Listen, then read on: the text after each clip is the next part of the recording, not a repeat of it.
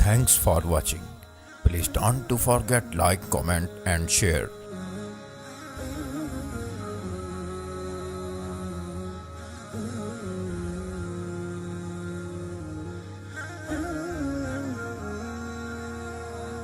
Mufti Mubashir Ahmad Rabbani, Islamic scholars.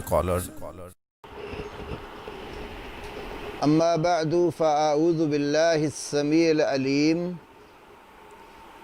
من الشيطان الرجيم من همزه ونفخه ونفثه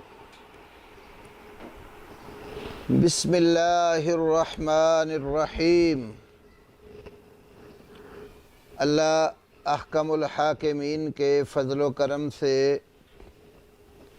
ہمارا عقیدے کا سبق جو پہلے سے جاری ہے اور اس میں ابھی دو نقطوں پر کچھ بحث ہوئی ہے. ایک الایمان و یزید و ینقص پر، الایمان قول و عمل، اور دوسری بات کہ القرآن کلام اللہ غیر مخلوق، قرآن اللہ کا کلام ہے اور یہ مخلوق نہیں ہے. تو اس سلسلے میں ہماری یہ بات چل رہی تھی کہ جس طرح اللہ رب العالمین کی باقی صفات ہیں، وہ سنتا ہے، دیکھتا ہے، رحمت کرتا ہے، خوش ہوتا ہے، غضبناک ہوتا ہے، جیسے یہ اللہ کی صفات بغیر کیفیت کے اور بغیر کسی تعویل اور توجیہ کے اسلاف مانتے ہیں، تو بالکل اسی طرح اللہ کا کلام کرنا بھی اللہ کا وصف ہے. اس پر ہم نے قرآنی آیات بھی پچھلے سبق میں ذکر کی، اور اللہ اور اس کی مخلوق کے کلام کے درمیان جو فرق ہے اس کے اوپر بھی بات ہوئی کہ اللہ نے اپنے امر میں، حکم میں اور اپنی تخلیق میں فرق کیا ہے. سورۃ اعراف کی 54 نمبر آیت ذکر کی تھی، الا لہ الخلق والامر، کہ یاد رہے کہ مخلوق بھی اسی کی ہے اور حکم بھی اسی کا ہے. تو اللہ نے اپنے کلام کو، اپنے حکم کو اپنی خلق اور مخلوق سے علیحدہ ذکر کیا ہے. اور یہ جو بیچ میں واو عاطفہ ہے تو عطف مغایرت کا تقاضا کرتا ہے. معطوف علیہ اور معطوف یہ دونوں الگ الگ چیزیں ہوتی ہیں. تو اسی سلسلے میں پھر آخر میں بات یہ ہوئی تھی کہ علماء کرام کا، محدثین کا اس بات پر اجماع ہے کہ قرآن اللہ کا کلام ہے اور اللہ کا کلام مخلوق نہیں ہے. میں نے اس سلسلے میں چند ایک محدثین کے اسماء گرامی ذکر کیے تھے جو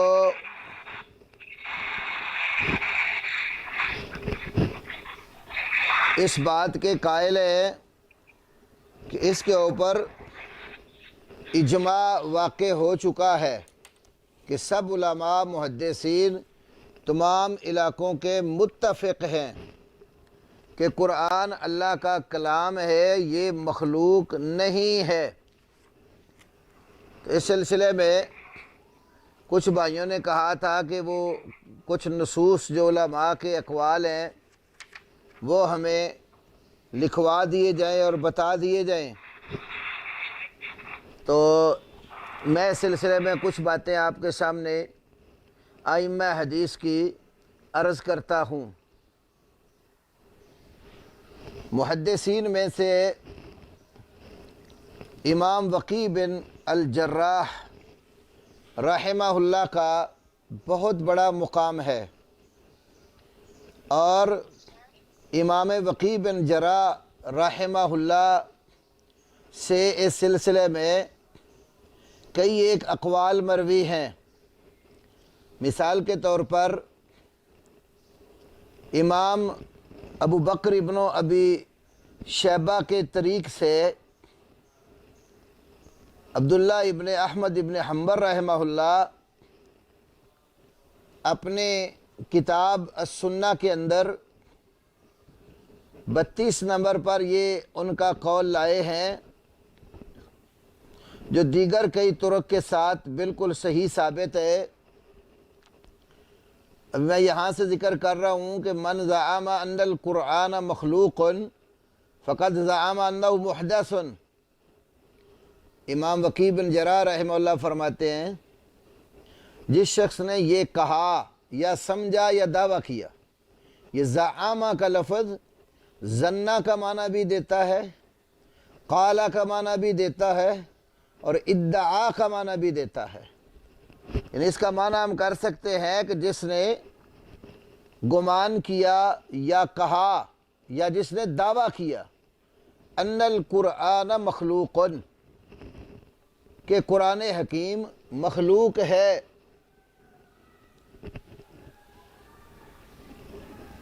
فقد زعم انہ محدث، تو اس شخص نے گویا یہ کہا ہے کہ یہ قرآن حادث ہے، محدث ہے، یہ اللہ کا کلام اور اس کی صفت نہیں ہے، یہ قدیم نہیں ہے۔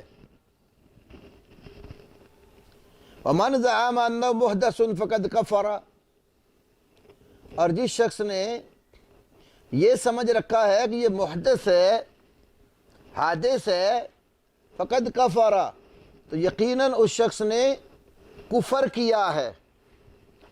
یہی قول امام وکیع بن جراح رحمہ اللہ کا امام بہقی رحمۃ اللہ علیہ اپنی کتاب الاسماء والصفات کے اندر بھی لائے ہیں، اور امام لالکائی اپنی کتاب شرح اصول اعتقاد اہل سنہ والجماعہ کے اندر بھی ذکر فرماتے ہیں۔ تو کئی طرق سے یہ اثر ان سے بالکل صحیح ثابت ہے۔ اسی طرح ان کا دوسرا اثر اسی مقام پر آگے موجود ہے، جس میں امام وکیع بن جراح رحمہ اللہ سے کہا گیا کہ ان فلانا یقول ان القرآن محدث، کہ فلاں شخص یہ کہتا ہے کہ قرآن محدث ہے، حادث ہے، فقال سبحان اللہ ھذا کفر، تو انہوں نے کہا کہ ایسی چیزوں سے اللہ رب العالمین پاک اور مبرہ ہے، کہ اللہ کا وصف ہے، یہ حادث کیسے ہو سکتا ہے، یہ تو صریح کفر ہے۔ تو امام وکیع بن جراح کے سوا امام ابو نعیم الفضل بن الدقین، ان کا اثر طبرانی صغیر 1198 اور طبرانی اوسط 3678 نمبر پر موجود ہے، اور امام بہقی رحمہ اللہ نے اسی طرح الاسماء والصفات، جو نسخہ 2 جلدوں میں محقق ہو کر طبع ہوا ہے، اس کی دوسری جلد کے صفحہ 21 کے اوپر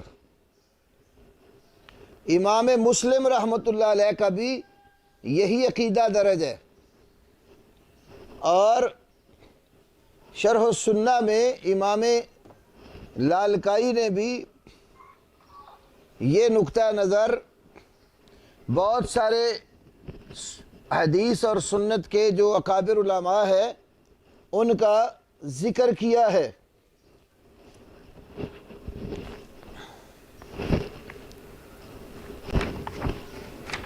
میں انشاءاللہ تعالیٰ بھی غائب گئے کچھ نصوص آپ کے سامنے اس کی رکھوں گا، تاکہ آپ چند ایک حوالہ جات نوٹ کر لیں، ورنہ یہ تو بہت لمبی تفصیل ہے اور محدثین کے بے شمار اقوال اس سلسلے میں موجود ہیں۔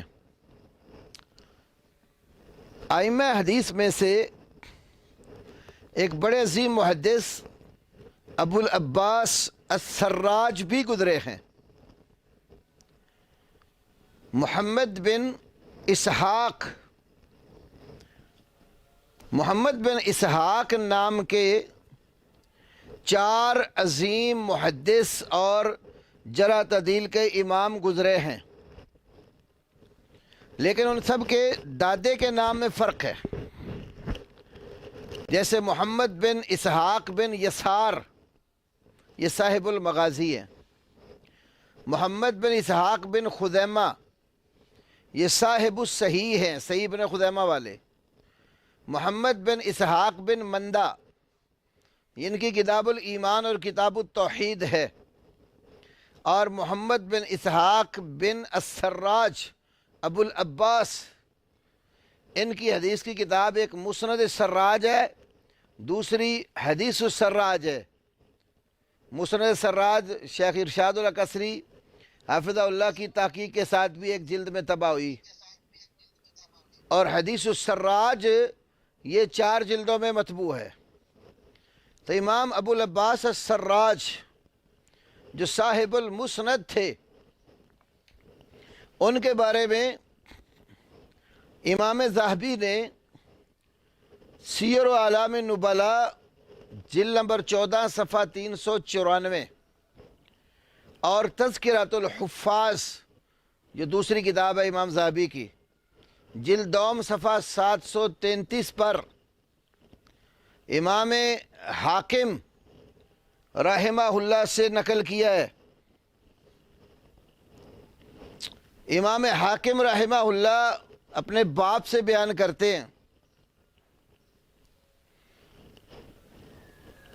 کہ زعفرانی نام کا ایک شخص خراسان کے علاقے میں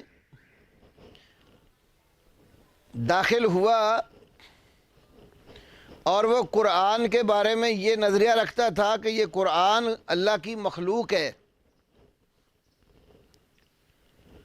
تو امام ابو العباس السراج فرمانے لگے، العنوا الزعفرانیہ، اس زعفرانی کو لعنت کرو، فیزج الناس بلعنہ، تو لوگ اس قدر لعنت کرنے لگے اس پر کہ لوگوں کی آواز بہت زیادہ ہو گئی، اور ایسے لگتا تھا کہ لوگ زور زور سے اس کو لعنت کر رہے ہیں۔ حتیٰ ضیق علیہ نیسابور وخرج الی بخارا، تو خراسان میں جو نیشابور کا علاقہ تھا، تو نیشابور کی زمین اس کے اوپر تنگ ہو گئی اور وہ بخارا کی طرف نکل گیا۔ تو اس سے معلوم ہوتا ہے کہ محدثین کے ہاں قرآن کو مخلوق کہنا کتنا بڑا جرم تھا، کہ قرآن کو مخلوق کہنے والے شخص پر لعن طعن کرتے تھے۔ اسی طرح امام ابو الولید الطیالسی، یہ بھی بڑے عظیم محدث گزرے ہیں۔ امام لالکائی اپنی کتاب شرح اصول اعتقاد اہل سنہ والجماعہ، اس کے اندر 483 نمبر پر امام ابو الولید الطیالسی کے بارے میں نقل کرتے ہیں۔ امام ابو الولید الطیالسی کہتے ہیں، ما عرفت بالرئی ولا ببغداد ولا بالبصرة رجلا يقول القرآن مخلوق واسأل اللہ العافیہ۔ میں رئی یہ جگہ کا نام ہے، اور بغداد اور بصرہ میں کوئی ایک آدمی بھی نہیں پہچانتا جو یہ کہتا ہو کہ قرآن مخلوق ہے. واسأل اللہ العافیہ، اور میں اللہ رب العالمین سے عافیت کا سوال کرتا ہوں. تو یہاں سے یہ بات معلوم ہوئی کہ رئی میں، بغداد میں، بصرہ میں ایک وقت تھا کوئی ایک شخص بھی قرآن کو مخلوق نہیں سمجھتا تھا. گویا ایک لحاظ سے یہ اجماع سکوتی تھا، سب متفق تھے اس بات پر کہ قرآن کریم اللہ کا کلام ہے، مخلوق نہیں ہے. اسی طرح بہت سارے طبقات کا ذکر اس کتاب میں کیا گیا ہے، اور بے شمار محدثین کا نام یہاں ذکر کیا گیا ہے. اگر میں قرآن حکیم کو اللہ کا کلام شمار کرنے والے اور جو اس کو مخلوق کہتے ہیں ان کی نفی کرنے والے لوگوں کے اسماء ذکر کروں، جو امام ہبۃ اللہ تبری اللالکائی نے شرح اصول اعتقاد اہل سنہ والجماعہ کے اندر ذکر فرمائے ہیں، تو کئی دن ہمارے سبق کے اس میں گزرے. بے شمار محدثین کا تذکرہ کرتے ہوئے مختلف علاقوں سے یہ قول آگے لکھتے ہیں، قالوا کلہم القرآن کلام اللہ غیر مخلوق. یہ سب کہتے تھے کہ قرآن اللہ کا کلام ہے، مخلوق نہیں ہے. فمن قال مخلوق فهو کافر، جس نے کہا کہ قرآن مخلوق ہے وہ کافر ہے. اہل واسط، اہل بغداد، اہل شام اور اس کے باہر سرحدوں پر بسنے والے لوگ، اہل مصر، اہل الرئی، اہل اصبہان، اہل خراسان، اہل بلخ، نیسابور، بخارا اور سمرقند کے علماء، ان سب کا یہ اتفاقی نقطہ نظر ہے کہ قرآن اللہ کا کلام ہے، اور جو اس کو اللہ کا کلام نہ سمجھے، مخلوق قرار دے، تو وہ شخص بالعموم فتویٰ دیتے تھے کہ وہ کافر ہو جاتا ہے. تو یہاں سے یہ بات معلوم ہوئی کہ ائمہ حدیث و فقہاء کا رحمۃ اللہ علیہ مجمعین اس بات کے اوپر اجماع ہے کہ قرآن اللہ کا کلام ہے اور یہ مخلوق نہیں ہے. اس سلسلے میں کچھ آثار بھی بعض صحابہ سے نقل کیے گئے جن میں قرآن حکیم کو مخلوق قرار نہیں دیا گیا. اکثر تو کمزور ہے، لیکن دو تین آثار ایسے ہیں جو قابل احتجاج بنتے ہیں. مثال کے طور پر سیدنا عبداللہ ابن عباس رضی اللہ تعالی عنہما ہیں، مفسر قرآن ہیں. رسول کریم صلی اللہ علیہ وسلم کی ان کو دعا لگی ہے، اللہم علمہ الکتاب فقہہ فی الدین. تو ابن عباس سے بہت سارے تفسیری اقوال مروی ہیں، لیکن یہاں ایک بات یاد رہے، ایک ابن عباس رضی اللہ تعالیٰ عنہ کے نام پر تفسیر طبع ہوئی ہے، جس کو تفسیر ابن عباس کے نام پہ چھاپا گیا، تنویر المقباس. تھوڑا سا آگے وہ بڑی سب سے اسی خانے میں آگے لمبی، تنویر مکباس کے نام پر من تفسیر ابن عباس، یہ وہ تفسیر ہے جو بھائی ویڈیو دیکھ رہے ہیں ان کے لیے۔ یہ جو تفسیر ہے، آج میرے پاس ایک ویڈیو آئی، کسی بریلوی نوجوان سا کوئی لڑکا ہے، تو وہ رفع دین نہ کرنے کی دلیل یہاں سے پیش کر رہا ہے، قد افلح المؤمنون الذین هم فی صلاتهم خاشعون، اور پھر ابن عباس کی تعریف اور رسول اللہ صلی اللہ علیہ وسلم نے جو ان کو دعا دی، اس دعا کو ساتھ ملا کر تو وزن بڑھا رہا ہے اپنا۔ لیکن یہ ان لوگوں کو نہیں پتا کہ اس کے شروع میں اس کی جو سند ذکر کی گئی ہے وہ سلسلۃ الکذب ہے، وہ سلسلۃ الذہب نہیں ہے، جھوٹ کا پلندہ ہے۔ علامہ سیوطی رحمۃ اللہ علیہ کی اسباب النزول پر ایک کتاب ہے، لباب النقول۔ تو لباب النقول جو اسی تفسیر کے حاشیے پر چھپی ہوئی ہے، اس کے اندر لکھا ہے اس سند کے بارے میں جو اس کتاب کی ہے، ھذا الاسناد واہن جدا، یہ سند انتہائی کمزور ہے۔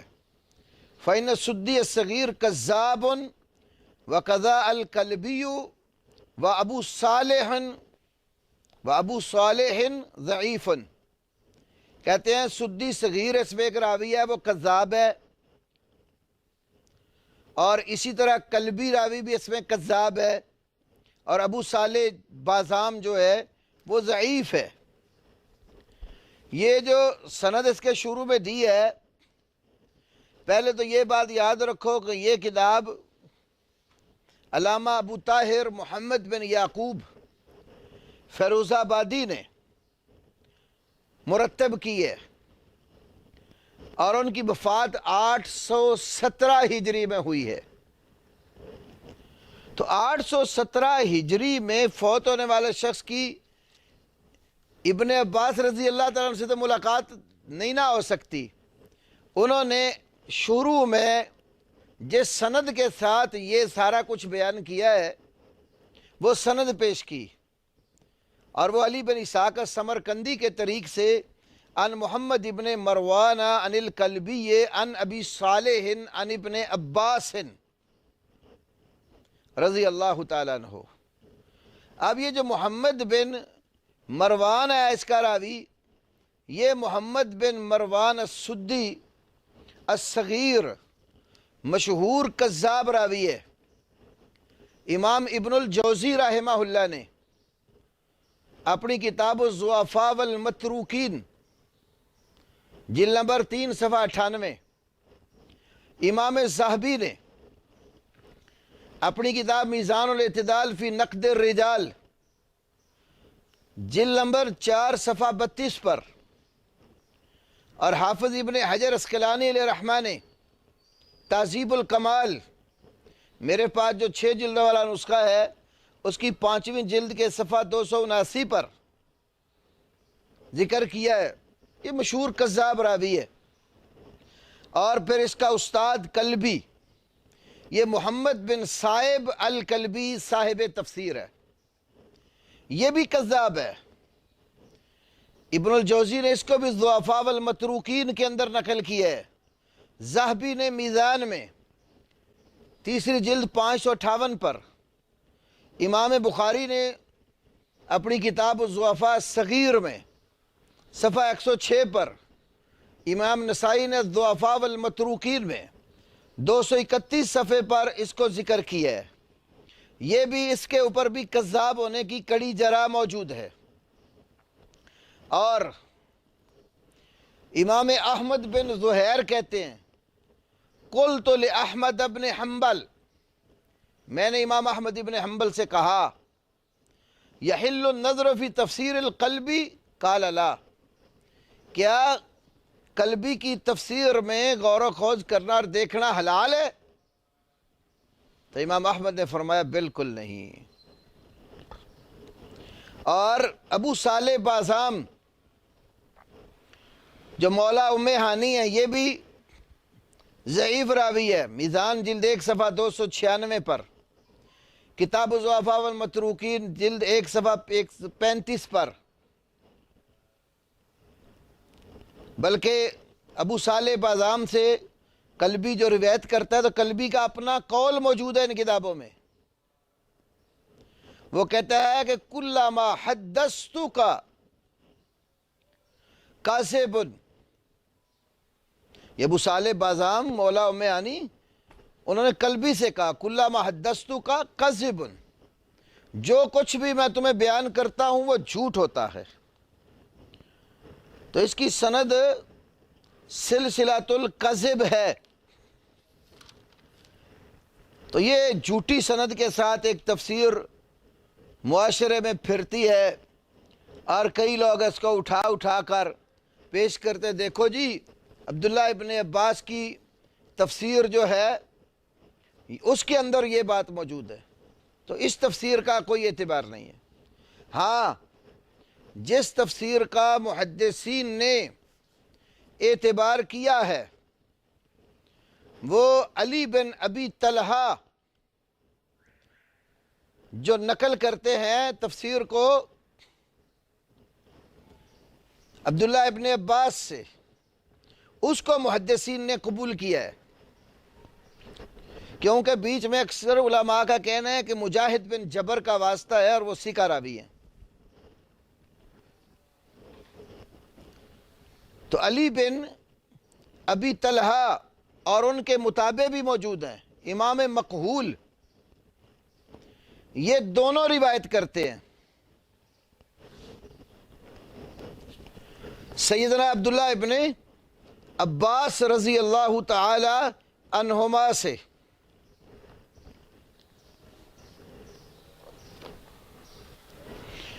یہ شرح اصول اعتقاد اہل سنہ والجماعہ،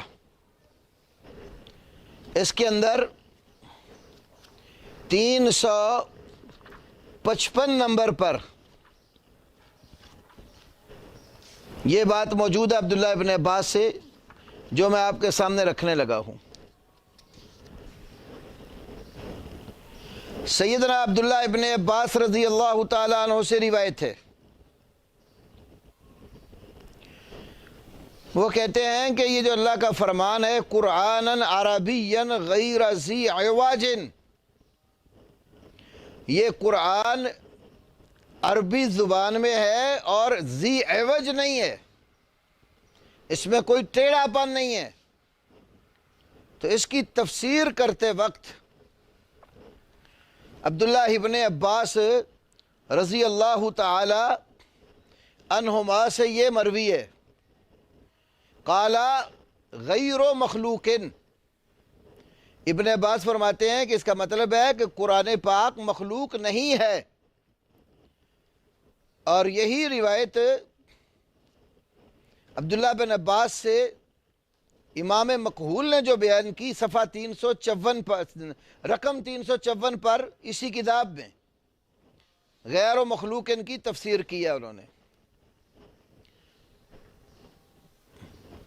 اور اس کے اوپر امام ہبۃ اللہ تبری کی کتاب پر جو باب ہے وہ بھی بڑا قابل توجہ ہے، سیاق ما ورد فی کتاب اللہ من الآیات مما فسر او دل علی ان القرآن کلام اللہ غیر مخلوق۔ اللہ تعالیٰ کی کتاب میں سے جو آیات اس بات کی تفسیر کرتی ہیں یا اس پر دلالت کرتی ہیں کہ قرآن کلام اللہ ہے، مخلوق نہیں ہے، ان میں سے کچھ انہوں نے یہاں وارد کی ہیں، اور کچھ استنباطی دلائل پیش کیے ہیں، اس پر آپ توجہ کریں۔ مثال کے طور پر اللہ تبارک و تعالیٰ کا فرمان ہے انما امرہ اذا اراد شیئا ان یقول له کن فیکون۔ اللہ کا امر اور حکم صرف یہ ہے، جب وہ کسی چیز کا ارادہ کر لیتا ہے تو اس کے لیے کہتا ہے ہو جا، وہ چیز ہو جاتی ہے۔ تو یہ جو آیت کریمہ ہے اس کی تفسیر میں ابو نعیم الاسترابازی نے کہا کہ میں نے امام ربیع سے کہا، وہ کہتے ہیں کہ میں نے امام بویتی سے سنا کہ انما خلق اللہ کل شیء بکن، اللہ نے ہر چیز کلمہ کن سے پیدا کی۔ فَإِنْ كَانَتْ کن مخلوقۃ، اور اگر کلمہ کن بھی مخلوق ہو، فَمَخْلُوقٌ خَلَقَ مَخْلُوقًا، تو یہ بات لازم آئے گی کہ مخلوق نے مخلوق کا پیدا کیا ہے۔ تو یہ تو اللہ کے ساتھ شرک ہوگا۔ خالق تو صرف ایک اللہ ہے، خالق صرف اللہ ہے۔ اللہ خالق کل شیء، اللہ تعالیٰ ہر چیز کا خالق ہے۔ حل من خالق غیر اللہ، ایک جگہ پر فرمایا کہ اللہ تعالیٰ کے سوا کوئی اور خالق ہے؟ تو اگر کلمہ کن جو قرآن کی آیت ہے کہ قرآن کو بھی مخلوق مانے، تو کلمہ کن بھی مخلوق ٹھہرا۔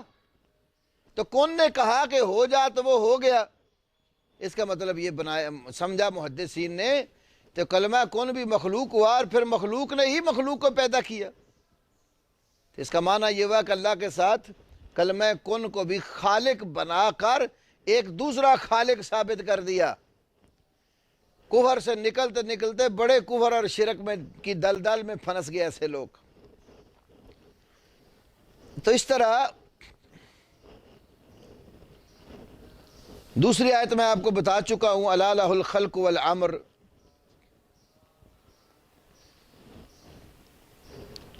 اس سے بھی علماء نے استدلال کیا اور یا انہوں نے بھی اس بات کا ذکر کیا ہے۔ تو اللہ تبارک و تعالیٰ کے کلام میں کتنی آیتیں ہیں جن سے محدثین استدلال کرتے ہیں؟ تو ایک تو یہ عبداللہ ابن عباس رضی اللہ تعالی عنہما کا اثر ہے جو ان سے ان کے دو شاگردوں نے نقل کیا ہے۔ اسی طرح عمر بن جمع میمون بن مہران سے، اور وہ عبداللہ ابن عباس سے روایت کرتے ہیں۔ یہ اثر بھی السنہ کے اندر 1835 نمبر پر موجود ہے، جو سنہ للخلال وغیرہ ہے۔ کہتے ہیں لما حکم علی رضی اللہ عنہ الحکمین، جب علی رضی اللہ تعالی عنہ نے دو حکم مقرر کیے، قالت الخوارج، تو خوارج نے کہا حکمت مخلوقا، تم نے مخلوق کو حاکم بنا دیا، یعنی حضرت امیر معاویہ رضی اللہ تعالی عنہ اور سیدنا علی ابن ابی طالب رضی اللہ عنہ کے درمیان جب مساہلت کرنے کے لیے دو صحابہ کو حکم بنا دیا کہ یہ دو فیصلہ جو کریں گے دونوں پارٹیاں اس کو تسلیم کریں گی، تو خارجی جو گروہ پیدا ہوا تھا جو اپنے زوم میں بڑا توحیدی تھا، تو انہوں نے کہا کہ تم نے مخلوق کو حکم بنایا، تو حکم تو اللہ ہے، ان الحکم الا للہ۔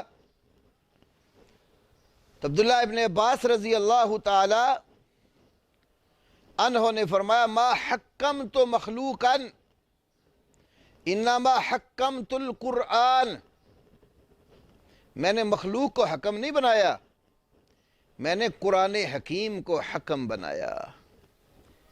امام خلال نے اس کو اپنی السنہ میں 1835 نمبر پر درج کیا ہے، کیونکہ عبداللہ ابن عباس رضی اللہ تعالیٰ عنہما نے خوارج کا علاج اللہ مالک الملک کے قرآن کے ساتھ کیا۔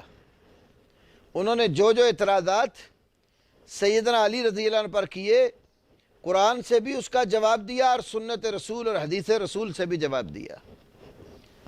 تو صحیح فرمایا ابن عباس نے کہ میں نے مخلوق کو تو حکم بنایا ہی نہیں، میں نے تو قرآن کو حکم بنایا ہے۔ جب قرآن کو حکم بنایا تو معلوم ہوا کہ ابن عباس بھی سمجھتے تھے کہ قرآن مخلوق نہیں ہے، اللہ کا کلام ہے، تو اس لیے میں نے اس کلام کو حکم بنایا ہے۔ اسی طرح عبداللہ ابن مسعود رضی اللہ تعالی عنہ سے بھی اس کی تائید میں اثر موجود ہے، وہ میں آپ کے سامنے رکھتا ہوں۔ امام عبداللہ بن احمد ابن حنبل رحمہ اللہ کی السنہ کے اندر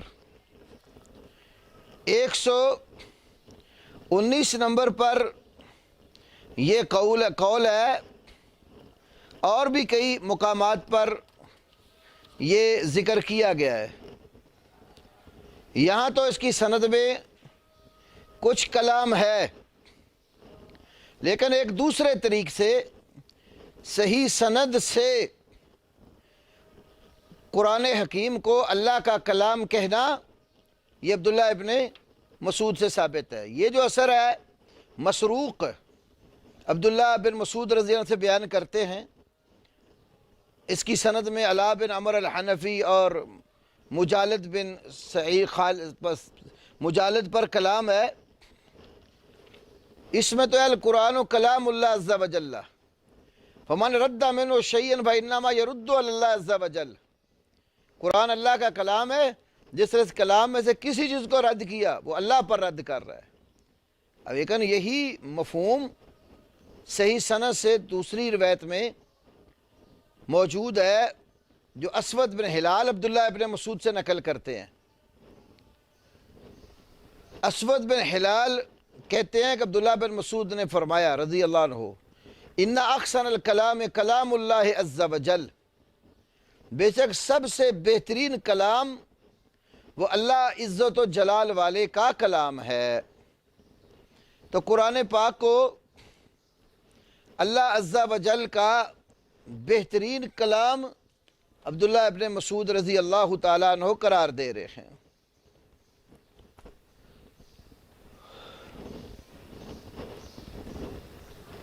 اور امام حمیدی رحمہ اللہ جو امام بخاری کے استاد ہیں، جن سے صحیح بخاری کی پہلی حدیث امام بخاری لائے ہیں، ابو بکر عبداللہ بن زبیر الحمیدی، بیٹا ابو بکر عبداللہ بن زبیر الحمیدی آخری وہ کہتے ہیں جلدی دینا عربی والے تو فون نہ رہتا ادھر رکھ دو۔ ابو بکر عبداللہ بن زبیر الحمیدی نقل کرتے ہیں، کیونکہ ان کے استاد ہیں امام سفیان ابن عیینہ سے۔ وہ فرماتے ہیں القرآن کلام اللہ، القرآن کلام اللہ، قرآن پاک اللہ کا کلام ہے۔ ومن قال مخلوق، اور جس شخص نے کہا کہ قرآن مخلوق ہے، فہو مبتدع، وہ بدعتی ہے۔ لم نسمع احدا یقول، لم نسمع احدا یقول ھذا، ہم نے کسی کو بھی یہ بات کہتے ہوئے نہیں سنا۔ یہ امام حمیدی رحمہ اللہ کی جو مسند ہے، اس مسند کے آخر میں امام حمیدی کا رسالہ اصول السنہ مطبوع ہے۔ تو یہ جو حسین سلیم اسد والا نسخہ ہے، اس کی جلد دوم صفحہ 360 پر ہے، والقرآن کلام اللہ، سمیعت سفیان یقول، حمیدی کہہ رہے ہیں کہ قرآن اللہ کا کلام ہے، میں نے امام سفیان ابن عیینہ رحمہ اللہ کو فرماتے ہوئے سنا ہے، القرآن و کلام اللہ، قرآن اللہ کا کلام ہے، ومن قال مخلوق فمبتدع، جو کہے کہ قرآن مخلوق ہے وہ بدعتی ہے، لم نسمع احدا یقول ھذا، ہم نے یہ بات کسی کو بھی کہتے ہوئے نہیں سنی۔ یہی قول اجری کی السنہ میں، خلال کی السنہ میں، بہقی کے الاسماء والصفات میں، اور شرح و اصول اعتقاد اہل سنہ والجماعہ میں ہبۃ اللہ الطبری نے نقل کیا ہے، جس سے یہ بات کھل کر واضح ہو جاتی ہے کہ ان ائمہ کے دور میں، سفیان ابن عیینہ اور حمیدی اور ان سے اوپر کے جو ائمہ کا دور ہے، اس دور کے اندر سارے محدثین کا اس پر اتفاق تھا کہ قرآن کلام اللہ ہے، اس کو مخلوق نہیں کہنا، اور جو اس کو مخلوق کہتا تھا تو ائمہ حدیث جو ہے اس کو بدعتی قرار دیتے تھے اور مطلقاً کافر قرار دیتے تھے۔ یہ بدعتی بھی وہ جو بدعت کبریٰ کا، بدعت مکفرہ کا مرتکب ہوتا ہے۔ پہلی اور دوسری صدی ہجری میں بالکل لوگ قرآن پاک کو مخلوق کہنا پہچانتے ہی نہیں تھے۔ جیسے بڑے مشہور محدث امام فضل بن الدکین رحمہ اللہ فرماتے ہیں، یہ کوفہ میں 218 ہجری میں فوت ہوئے ہیں، تو وہ کہتے ہیں کہ ادرکت الناس ما يتکلمون فی ھذا ولا عرفنا ھذا الا بعد منذ سنتین، میں نے لوگوں کو جس حال میں پایا وہ یہ ہے، ما يتکلمون فی ھذا، وہ قرآن کے مخلوق ہونے کے بارے میں کلام ہی نہیں کرتے تھے، ولا عرفنا ھذا، اور نہ یہ بات ہم نے پہچانی ہے کہ قرآن پاک جو ہے مخلوق ہے، الا بعد منذ سنتین، کہتے ہیں کہ وہ اس کے 2 سالوں کے پھر کہیں بعد جا کر ہمیں یہ بات معلوم ہوئی کہ لوگ یہ کہتے ہیں۔ اور یہ عقیدہ خراسان کے علاقے میں جہم بن صفوان کا پیدا کردہ ہے، اور جہم بن صفوان کے پیروکار وہ قرآن پاک کو مخلوق کہنے لگ گئے۔ جہمیہ فرقہ جس قدر بھی ہے، ان کے ہاں اس طرح کے اقوال بہت موجود ہیں۔ ابتدا میں یہ خراسان کے علاقے سے نکل کر کہیں اور یہ پھیلا نہیں تھا عقیدہ، بڑا عرصہ یہ وہاں ہی رہا، اس کے بعد کوئی جب بدعتی پھر کوئی پھلنے پھولنے لگے تو اس کے بعد مختلف علاقوں میں یہ عقیدہ پیدا ہو گیا۔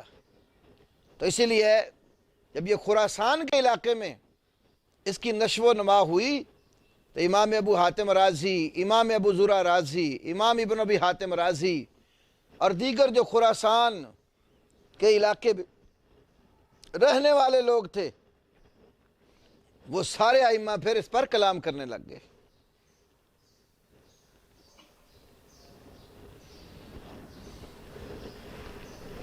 ایک حدیث ہے، امام وقی بن جراح رحمہ اللہ نے نبی علیہ السلام کی ایک حدیث بیان کی، ما منکم من رجل، نہیں ہے تم میں سے کوئی بھی آدمی، الا سیکلمہ ربہ یوم القیامہ، مگر قیامت والے دن اس کے ساتھ اس کا رب کلام کرے گا، وَلَيْسَ بَيْنَهُ تَرْجُمَانٌ، اور اللہ اور اس بندے کے درمیان کوئی ترجمان بھی نہیں ہوگا۔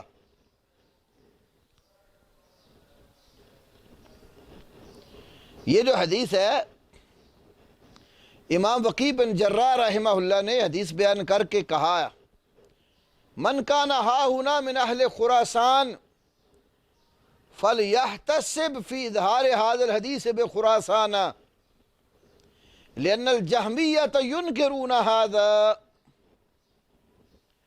یہاں ہمارے ہاں کوئی خراسانی لوگوں میں سے کوئی شخص رہتا ہے، فَلْيَخْتَصِبْ فی هذا اظہار هذا الحدیث بخراسان، اس کو خراسان میں جا کر اس حدیث کو ظاہر کرنے پر ثواب کی امید رکھنی چاہیے۔ لأن الجہمیۃ ینکرون ھذا، اس لیے کہ جہمی اس حدیث کا انکار کرتے ہیں، اس لیے کہ یہ حدیث بتا رہی کہ اللہ تو ہر بندے سے کلام کرے گا، کلام کرنا اللہ کا وصف ہے۔ تو اللہ تعالیٰ جب خود کلام کرتا ہے اور یہ قرآن بھی اس کا کلام ہے، اس نے دنیا میں بھیجا ہے، اور یوم القیامہ بھی وہ کلام کرے گا، تو اللہ کا کلام مخلوق کیسے ہو سکتا ہے؟ یہ حدیث ترمذی شریف میں 2415 پر موجود ہے۔ تو بہت سارے ادلہ علماء نے اس بات کے اوپر پیش کیے ہیں کہ قرآن پاک اللہ کا کلام ہے، اور جو اس کو مخلوق مانے تو وہ کلمہ کفر کہہ رہا ہے۔ امام شافعی رحمہ اللہ نے اس موضوع پر حفص الفرد کے ساتھ مصر میں مناظرہ بھی کیا تھا۔ جو امام ابن ابی حاتم رازی نے امام شافعی کے مناقب پر جو کتاب لکھی، اس کے صفحہ 148 پر ذکر کیا، اور ابن بطہ کی الابانہ میں، اور امام بہقی کی سنن الکبریٰ میں 10ویں جلد کے اندر، اور اسماء و صفات میں صفحہ رقم 554 پر اس مناظرے کا تذکرہ کیا گیا۔ 554 یہ نمبر ہے امام بہقی کی کتاب الاسماء والصفات کا۔ امام محمد بن اسحاق بن خزیمہ رحمہ اللہ بیان کرتے ہیں، اس کی سند بالکل صحیح ہے۔ سمیت الربیع یقول، وہ کہتے ہیں کہ میں نے ربیع بن سلیمان المرادی جو امام شافعی کے مشہور شاگرد تھے ان سے سنا، وہ کہتے تھے لما کلم الشافعی رضی اللہ عنہ حفص الفرد فقال حفص القرآن مخلوق، جب امام شافعی نے حفص الفرد کے ساتھ گفتگو کی تو حفص کہنے لگا کہ قرآن مخلوق ہے۔ فقال له الشافعی کفرت باللہ العظیم، تو امام شافعی رحمہ اللہ نے فرمایا تو نے اللہ عظیم کے ساتھ کفر کیا ہے۔ تو امام شافعی رحمہ اللہ بھی یہ سمجھتے تھے کہ جو بندہ قرآن کو مخلوق کہتا ہے وہ اللہ کے ساتھ کفر کرتا ہے۔ اور امام احمد ابن حنبل رحمہ اللہ کا بھی قول کئی طرق سے موجود ہے، جیسے سنن للخلال 1826 نمبر پر، اور ابن بطہ نے الابانہ میں ذکر کیا ہے کہ امام احمد اس بارے میں کہتے تھے کہ جو قرآن کو مخلوق کہتا ہے نا، یہ قول کفر ظاہر، کفر ظاہر، یہ چٹا ننگا کفر ہے۔ اور ہارون القزوینی علیہ رحمہ فرماتے ہیں الشریعہ للآجری کے اندر اس بات کا تذکرہ آیا ہے۔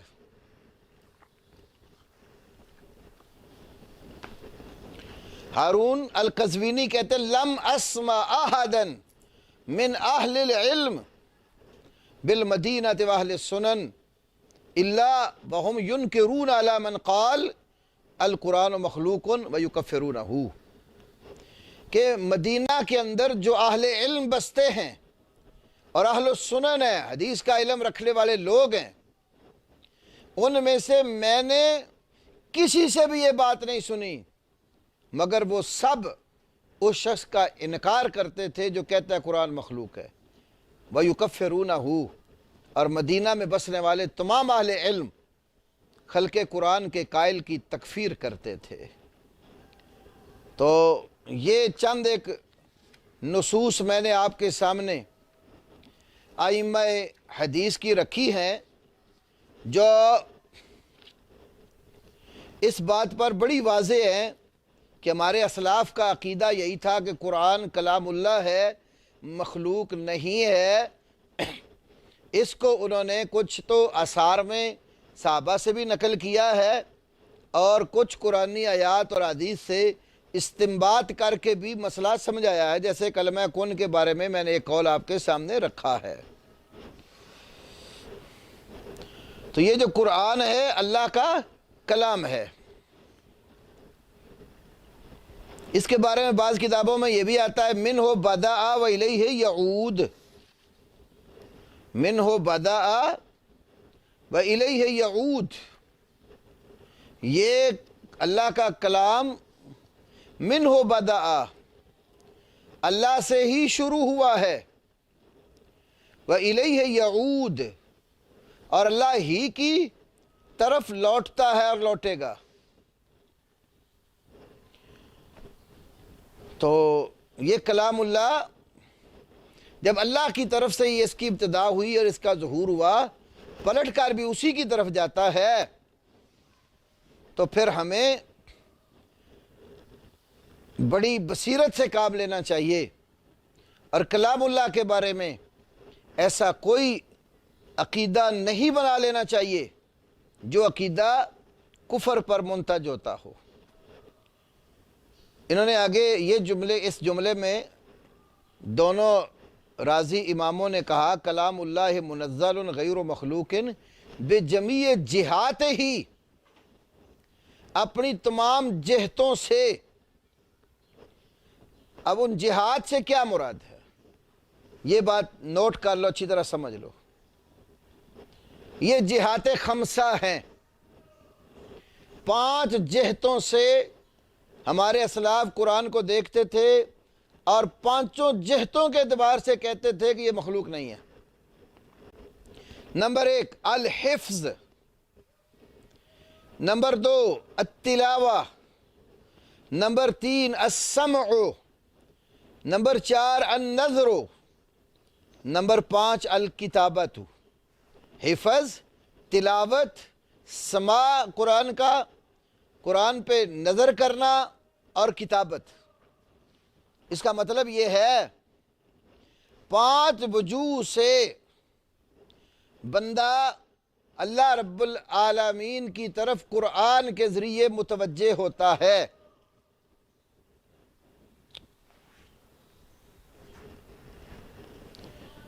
انسان کا جو یاد کرنا، قوت حفظ، یہ انسان کا فعل ہے، یہ مخلوق ہے۔ لیکن جو چیز محفوظ ہو گئی دماغ میں، دل میں جو چیز ثبت ہو گئی ہے، وہ محفوظ، وہ مخلوق نہیں ہے۔ حفظ کرنا بندے کا فعل ہے، جو چیز محفوظ کی اس نے کلام اللہ کی، وہ مخلوق نہیں ہے۔ تلاوت کرنا اور پڑھنا بندے کا فعل ہے، لیکن مطلوب جو چیز پڑھی گئی وہ مخلوق نہیں ہے۔ قرآن کی سماعت کرنا، سننا فعل العبد ہے، بندے کا کام ہے، لیکن مسموع جو چیز سنی گئی ہے اللہ کے کلام میں سے، وہ مخلوق نہیں ہے۔ اسی طرح قرآن پر نظر دوڑانا فعل العبد ہے، لیکن جس چیز کی طرف دیکھا جا رہا ہے قرآن، وہ مخلوق نہیں ہے۔ ایسے ہی لکھنا، کلام اللہ کو لکھنا، کتابت کرنا، یہ بندے کا فعل ہے، فعل العبد ہے، لیکن جو چیز لکھی جا رہی ہے مکتوب، وہ کلام اللہ ہے، مخلوق نہیں ہے۔ تو کہتے ہیں یہ 5 جہتوں کے اعتبار سے بندے کے فعل اور کسب میں اور اللہ کے کلام میں فرق ہے، اور 5 جہتوں سے لوگ قرآن کی طرف متوجہ ہوتے ہیں۔ تو 5 جہات پر نظر دوڑائیں تو یہ ہمیں ماننا ہوتا ہے کہ قرآن کلام ہے، جو چیز دماغ میں، سینے میں محفوظ ہو گئی ہے، جو چیز زبان کے ساتھ اللہ کے کلام کی پڑھی جا رہی ہے، جو کانوں سے سنی جا رہی ہے، نظر کے ساتھ جس کو دیکھا جا رہا ہے، ہاتھ کے ساتھ جس کی کتابت کی جا رہی، لکھا جا رہا ہے، یہ سب اللہ کا کلام ہے، یہ مخلوق نہیں ہے۔ ہاں، لکھنا بندے کا عمل ہے، سننا بندے کا عمل ہے، حفظ کرنا بندے کا عمل ہے، پڑھنا بندے کا عمل ہے۔ تو بندے کا فعل العبد مخلوق ہے، لیکن کلام اللہ مخلوق نہیں ہے۔ آج کا سبق ہمارا اسی بات پر ختم ہوتا ہے کہ بہت ساری ارجنٹ کالیں آ رہی ہیں بیچ میں۔ بارک اللہ فیکم، احسن اللہ علیکم۔